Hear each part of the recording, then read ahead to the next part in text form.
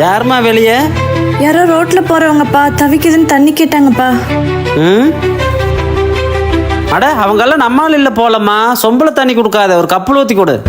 சரிங்கப்பா. ஏம்மா தண்ணியை கொடுத்தமா வந்தமான் இருக்கணும். வா. வந்துட்டேன்ப்பா. சீக்கிரம் இங்கேருந்து போ, நம்ம ஈவினிங் பார்க்ல மீட் பண்ணலாம். என்னடி உங்க அப்பா ஜாதி பார்த்தா தண்ணி கூட தருவாரா? அதான் நான் சொன்னேன்ல, எங்க வீட்டுல எல்லாரும் அப்படிதான். இதுல எங்க கேஸ்ல மாப்பிள்ள வேற பாத்துருக்காங்க. நம்ம பேசாம ஓடி போயிடலாமா? எங்க தேடி நம்ம பொண்ணை காணுங்க.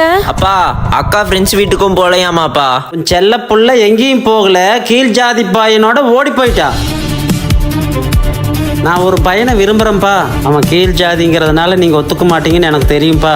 அதனால தான்ப்பா நான் இந்த முடிவுக்கு வந்தேன். என்னை மன்னிச்சிருங்கப்பா. நான் இந்த பையனோடவே சந்தோஷமாக வாழ்ந்துக்கிறேன். என்னை யாரும் தேட வேண்டாம். அப்படி இதோ வந்துட்டே இருக்கேன்.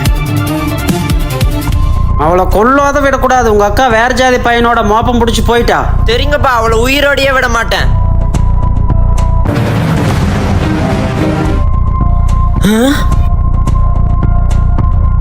இவங்களா? ஹலோ அப்பா, அவங்க 2 பேரும் இங்க தான் இருக்காங்க. அவங்க அங்கே தான் இருக்காங்களா? அவளை அங்கேயே வெட்டி போடு, வர்றேன்.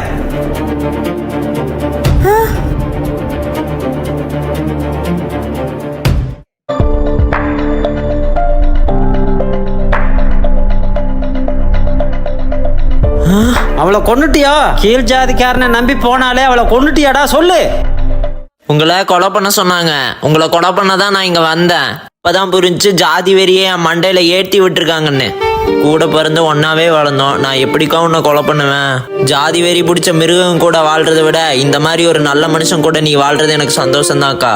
மாமா, எங்க அக்காவை தூரமா கூட்டிட்டு போயிருங்க, இல்லைன்னா அவங்க கண்டுபிடிச்சிருவாங்க. நீங்க வாங்க போயிடலாம். ஒரு நிமிஷம் இருமா.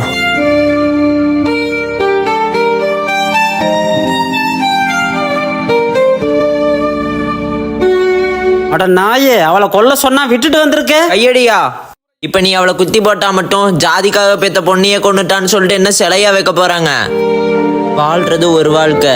ஜாதியை வாழ வைக்காம காதலை வாழ வைங்க.